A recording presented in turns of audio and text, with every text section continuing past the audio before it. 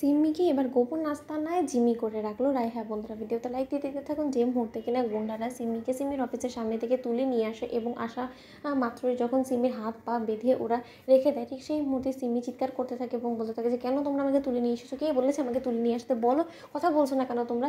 ঠিক সেই মুহূর্তে যখন সেখানে রায় চলে আসে এবং এসে বলতে থাকে যে আমি বলেছি, এটা আমার অর্ডারে ওরা এই সব কাজগুলো করেছে। আমি হয়তো এরকম অন্যায় অবিচার কোনোদিনও তোমার সঙ্গে করতাম না যদি না তুমি আমার সংসার, আমার স্বামী, আমার সন্তানের প্রতি হাত না বাড়াতে।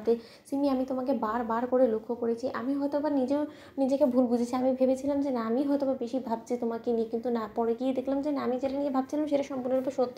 এবং তুমি হলো কি সেই কালপ্রিট যে কিনা আমার সংসার, আমার স্বামী সব কিছু আমার কাছ থেকে কেড়ে নেওয়ার জন্য উঠে পড়ে লেগেছো।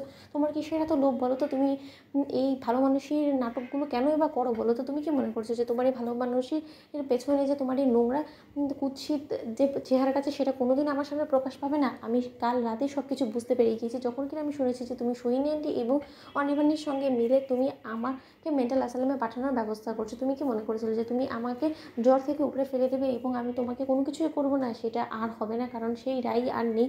এখন রাই মা হয়ে গিয়েছে এবং তার থেকেও বড় কথা, রাইয়ের উপরে একটা সন্তানের দায়িত্ব আছে এবং সেই সন্তানের অধিকার আদায় করার জন্য আমাকে যদি তোমাকে মেরেও ফেলতে হয় না, তাও আমার হাত কাঁপবে না। এই কথাটা তুমি মাথায় রেখো। ঠিক সেই মুহূর্তে যখন সিমি বলতে থাকে যে রাই তোমার মাথা খারাপ হয়ে গেছে, সেই কথাটা তুমি আবারও সত্য প্রমাণ করে দিলে। নয়তো বা তুমি আমাকে এরকম করে গুণটা দিয়ে তুমি আমাকে থোড়াই তুলে নিয়ে আসতে। তুমি একবারও ভেবে দেখেছো যে তুমি যে কাজটা করছো সেটা যদি একবার অনির্বাণ শুনতে পায় তাহলে তোমার ব্যাপারে কী ভাববে? অন্যদিকে রাই হাসতে থাকে এবং বলতে থাকে যে আমার স্বামী আমাকে নিয়ে কী ভাববে না ভাববে সেটা নিয়ে অন্তত তোমার টেনশন করা লাগবে না। তুমি আপাতত এটা ভাবো যে তুমি এখান থেকে কী করে এবার পালাবে, কারণ তোমাকে এখান থেকে কোনো মতে আমি আর পালাতে দেবো না, কারণ আমি খুব ভালো করেই জানি যে তুমি পালানো মাত্র তুমি আবারও আমার বিরুদ্ধে অনির্বাণকে উস্কানোর চেষ্টা করবে এবং সেটা আমি কোনোদিনও হতে দেবো না, কারণ কোয়েলকে আমি যে সুযোগটা দিয়েছিলাম সেই সুযোগটা আমি তোমাকে আর কোনোদিনও নিতে দেবো না। সিমি, ঠিক সেই মুহূর্তে সিমি বলতে থাকে যে তুমি আমাকে চ্যালেঞ্জ করছো রাই, আমি তোমার কাছ থেকে সব কিছু কেড়ে নিয়ে তোমাকে পথের ভিখারিতে পরিণত করে দিতে পারি, সেই শক্তিটুকু আমার আছে।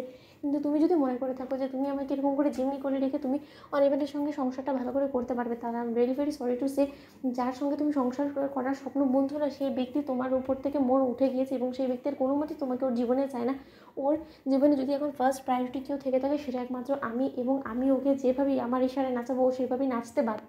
অন্যদিকে রাই বলতে থাকে নাচাবে তো তুমি তখন যখন কিনা তুমি এখান থেকে বেরোবে, তার আগেই তো তোমাকে আমি এখান থেকে চিরতরে ঈশ্বরের কাছে পাঠিয়ে দিব। অন্যদিকে সিমি বলতে থাকে যে বলছো এসব কথা, আদৌ কি কাজটা করতে পারবে? কারণ তোমার যে এতটুকু মন না, সেই মনের দ্বারা আর যাই হোক না কেন এত বড় একটা কাজ করা কোনো মতেই সম্ভব হয় না, এতটুকু অন্তত আমি জানি রাই। অন্যদিকে রাই বলতে থাকে যে তুমি একজন মায়ের কোনো মতে পরীক্ষা নিও না সিমি, তুমি জানো না একজন মায়ের কতটা শক্তি, সে নিজের সন্তানের ভালোর জন্য অনেক দূর অবধি এগোতে পারে। তোমাদের লাইক এন্ড শেয়ার সাবস্ক্রাইব করতে ভুলো না।